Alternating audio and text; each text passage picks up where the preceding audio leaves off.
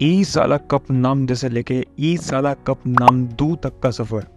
16 IPL seasons, 3 champions league seasons, 2 WPL seasons, total 21 tournaments खेलने के बाद फाइनली आरसीबी ने अपनी पहली ट्रॉफी जीत ली है। आरसीबी फैंस के बीच इस टाइम खुशी की लहर चल पड़ी है, पर दिल में एक सवाल अभी भी बाकी है। क्या आरसीबी के लड़के वो कारनामा कर पाएंगे जो आरसीबी की लड़कियों ने कर दिखाया है? क्या आरसीबी के लड़के भी अपनी ये हार के पैटर्न को खत्म करके जीत कर एक ट्रॉफी अपने घर पे ला पाएंगे? क्या इस साल आईपीएल में भी ई साला कप नाम दे बदलेगा ई साला कप नाम दू में? चलिए बात करते हैं 2024 की आरसीबी की।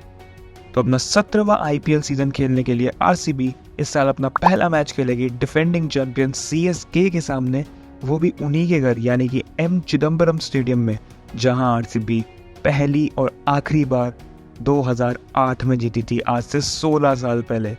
पर क्या 2024 में आरसीबी चीज़ों को बदल पाएगी?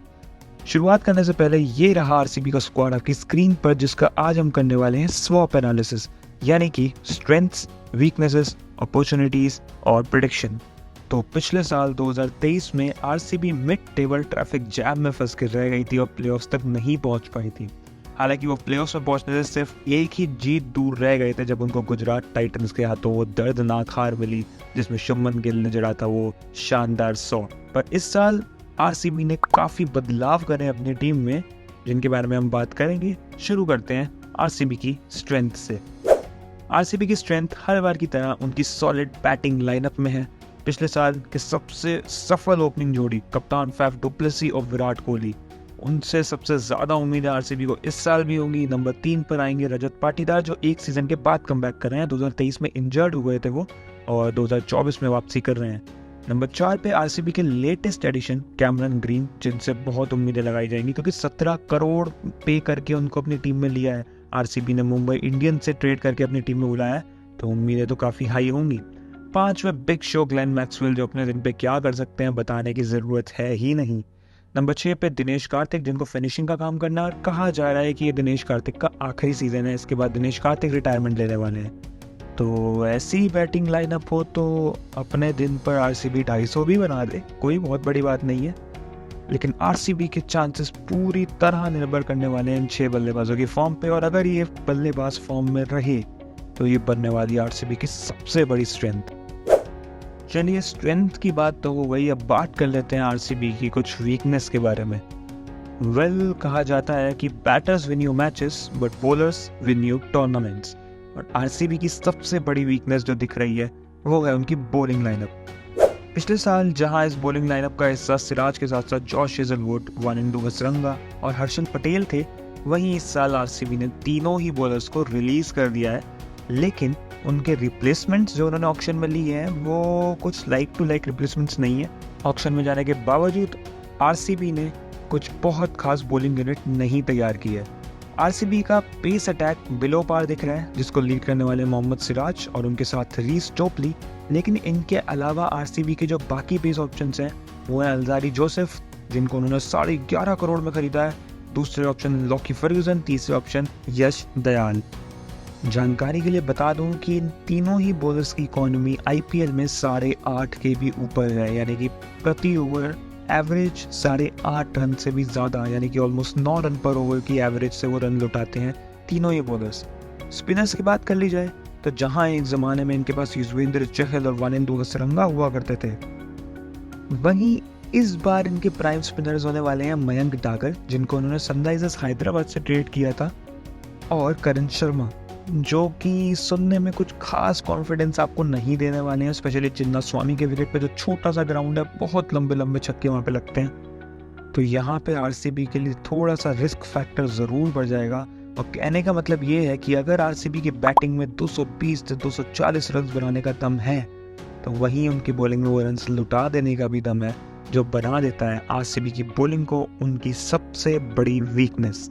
तो स्ट्रेंथ्स हो गई, वीकनेस हो गई, अब बात कर लेते हैं कुछ अपॉर्चुनिटीज़ के बारे में जो आरसीबी के पास इस साल है। आरसीबी के कैप्टन फैफ डुप्लेसी इस साल 40 साल के होने वाले हैं।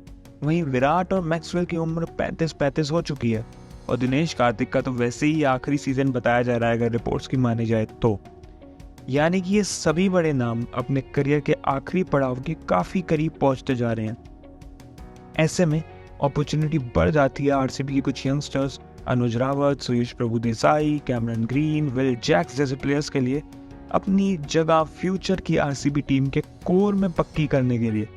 एक अच्छा सीजन और ये सभी खिलाड़ी अगले साल होने वाले मेगा ऑक्शन में हाई डिमांड में मिलेंगे। वहीं आरसीबी एज अ टीम के पास अपॉर्चुनिटी है 16 साल के अकाल को ख़त्म करके फाइनली ट्रॉफी उठा लेने की, जैसा कि उनकी वुमेन्स टीम ने हाल ही में करके दिखाया है। आपको क्या लगता है, क्या आरसीबी इस साल का आईपीएल जीत पाएगी? कमेंट करके ज़रूर बताइए। और हम फिलहाल आगे बढ़ते हैं और बात करते हैं आरसीबी के प्रोबेबल 11 की, जिसमें मेरे हिसाब से ओपन करने वाले हैं आरसीबी के कैप्टन फैफ डु प्लेसी और विराट कोहली, जो कि पिछले साल का मोस्ट सक्सेसफुल ओपनिंग प्लेयर था। नंबर 3, 4 और 5 पे मैं मानता हूँ रजत पाटीदार, कैमरन ग्रीन और ग्लेन मैक्सवेल होंगे। 6 और 7 पे फिनिशिंग टच के लिए दिनेश कार्तिक और ऑलराउंडर मयंक डागर। 8, 9, 10 और 11 पे यानी कि जो बॉलिंग अटैक होगा वो होने वाले करण शर्मा, रीस टोपली, मोहम्मद सिराज और आकाशदीप। वहीं आरसीबी के इम्पैक्ट प्लेयर हो सकते हैं सुयश प्रभुदेसाई, जो बीच में आके कुछ बड़े शॉट्स लगा सकते हैं। तो ये होने वाली है आरसीबी की playing 11 with the impact player मेरे हिसाब से। बाकी एक्चुअल में क्या होगा 22 तारीख को हमें पता चलेगा। फिलहाल हम आगे बढ़ते हैं और बात करते हैं आरसीबी आईपीएल 2024 की प्रिडिक्शन की। क्या होगा आरसीबी का? क्या आरसीबी इस साल क्वालिफाई कर पाएगी या आरसीबी के फैंस के लिए एक और हार्ट ब्रेक होगा और मेंस टूर्नामेंट में ईसाला कप नामदे अभी भी ईसाला कप नामदे ही रह जाएगा? तो आईपीएल 2024 में आरसीबी के प्रेडिक्शन मेरे हिसाब से, क्या आरसीबी प्लेऑफ्स तक पहुंच पाएगी? मेरे हिसाब से शायद नहीं पहुंच पाएगी। आरसीबी दोबारा पिछले साल की तरह मिड टेबल पे एंड करेगी मेरे प्रेडिक्शन के हिसाब से। क्यों? रीज़न काफ़ी सिंपल है। आप 7 मैचेस अपने होम ग्राउंड चिन्नास्वामी में खेलोगे, जो काफ़ी छोटा ग्राउंड है। बॉलर्स के लिए सबसे मुश्किल ग्राउंड चिन्नास्वामी है और आपके पास उसी ग्राउंड के लिए अप्रोप्रिएट बॉलिंग लाइनअप नहीं है। भले ही बैट्समैन अगर आपके आके 220 बनाते, लेकिन बॉलर्स उतना दम मुझे नहीं दिखता है, वो 220 भी लीक कर सकते हैं, कोई बहुत बड़ी बात नहीं होगी। और अगर आप अपने होम मैचेस में डोमिनेट नहीं कर पाओगे तो क्वालिफाई करना काफ़ी मुश्किल हो जाएगा।